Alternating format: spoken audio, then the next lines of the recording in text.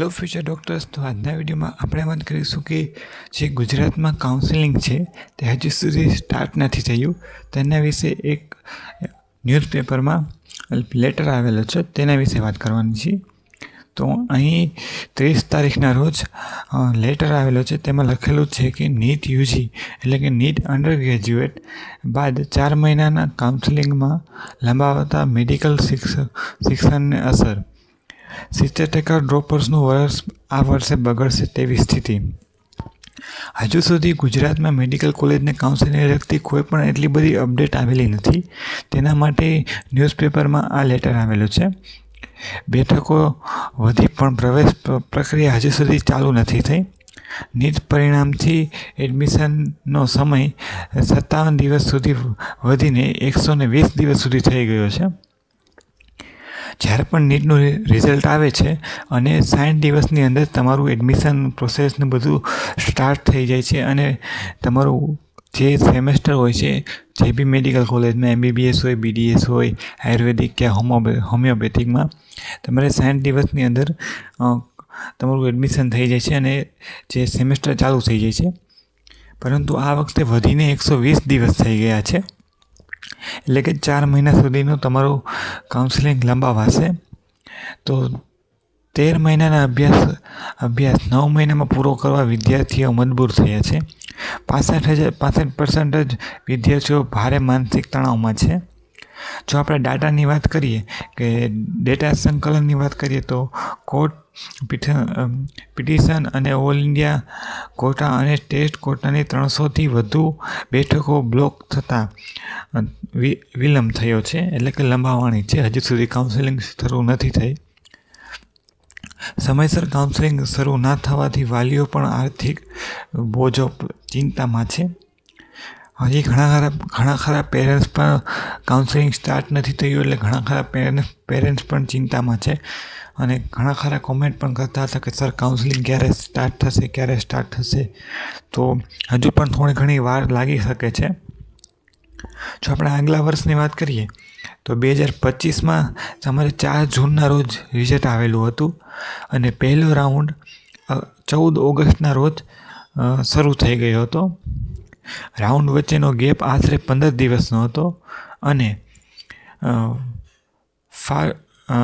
1 ઓગસ્ટના રોજ તમારે રજિસ્ટ્રેશન બધું સ્ટાર્ટ થઈ ગયેલું હતું અને કુલ સમય 119 દિવસનો લાગેલો હતો 2024-25 યરમાં.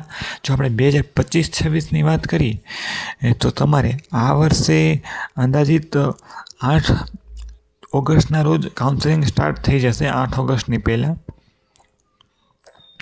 કાઉન્સેલિંગના વિલંબના કારણો આ મુજબના રહેવાના છે. કાનૂની વિવાદો અને 30થી 60 દિવસના સ્ટેટ છેલ્લા 5 વર્ષમાં નીટ યુજીની પરીક્ષા પદ્ધતિ, અનામતની નીતિ અને પેપર લીકના વિવાદો જેવી હાઈકોર્ટમાં, સુપ્રીમ કોર્ટમાં 50થી વધુ પિટિશન દાખલ થયેલી છે. તેના કારણે 30થી 60 દિવસ અટકી ગયું છે. તેના કારણે આ બધી પિટિશન અને હાઈકોર્ટમાં જે બી કેસ ચાલે છે નીટ યુજી, પેપર લીકના, પછી અનામતના, તેના કારણે તમારું કાઉન્સેલિંગ લેટ થાય છે. જો વહીવટી વિલંબની વાત કરીએ એટલે કે MMC અને રાજ્યની એડમિશન પ્રોસેસ વચ્ચે ડેટા મેચ કરવા માટે મેરિટ લિસ્ટ તૈયાર કરવામાં આવે છે. હજી ગુજરાતમાં મેરિટ લિસ્ટ બહાર આવેલું નથી. તમારે જ્યારે રજિસ્ટ્રેશન કરશો ત્યાર પછી તમારું ગુજરાતનું મેરિટ લિસ્ટ બહાર આવશે. જ્યારે MMCનું રજિસ્ટ્રેશન સ્ટાર્ટ થશે તેના 1-2 દિવસ પછી જ આપણું ગુજરાતનું રજિસ્ટ્રેશન સ્ટાર્ટ થશે. તો MMC જ્યારે નોટિફિકેશન આપે તેના પછી થશે. એટલે આપણે તદ્દન MMC પર આધારિત છીએ. જો આપણે વિદ્યાર્થીઓ પર થઈ રહેલ આડઅસરોની વાત કરીએ તો કોર્સ જેવી સ્થિતિ. 13 મહિનાના કોર્સમાં 9 મહિનાનું પૂરું દબાણ કરવામાં આવે છે. એટલે કે જે બી વિદ્યાર્થીઓને એડમિશન નહીં મળે તો તેઓ આગલા વર્ષે ફરી એક્ઝામ આપશે. તો તેમને જે એડમિશન પ્રોસેસ પછી જો એડમિશન ના મળે તો તેઓ ફરી નીટ આપશે. તો તેના માટે વચમાં જે નીટ પ્રિપેરેશન માટેનો સમય ઘટી રહેશે અને તેમાં માનસિક સ્થિતિ થોડી અડચણરૂપ બનશે. તો આવા ઘણા બધા કારણો રહેશે. તો આ મુજબનું તમારું ન્યૂઝપેપરમાં લેટર આવેલું છે. હજુ કાઉન્સેલિંગ સ્ટાર્ટ નથી થયું, તો ચિંતા કરશો નહીં, તમારું કાઉન્સેલિંગ સ્ટાર્ટ થશે, પરંતુ થોડું ઘણું લેટ થઈ શકે છે. અને મેક્સિમમ 8 તારીખ પહેલાં, 8 ઓગસ્ટ પહેલાં તમારું કાઉન્સેલિંગ સ્ટાર્ટ થઈ જશે. તો ડોન્ટ વરી. અને જે બી વિદ્યાર્થી ચેનલ ઉપર ના હોય તો ચેનલ સબસ્ક્રાઈબ કરજો, કારણ કે આ ચેનલ ઉપર તમને નીટમાં રજિસ્ટ્રેશન કઈ રીતે કરવું, પિન પરચેસ કઈ રીતે કરવું, ડોક્યુમેન્ટ વેરિફિકેશન માટે 16 વસ્તુ લઈ જવું, અને તમારે રાઉન્ડના કયા નિયમો હોય, કઈ રીતે શું કરવું, તેની બધા જ પ્રકારની માહિતી આ ચેનલ ઉપરથી મળી રહેશે. તો ચેનલ સાથે જોડાવાનું ભૂલશો નહીં.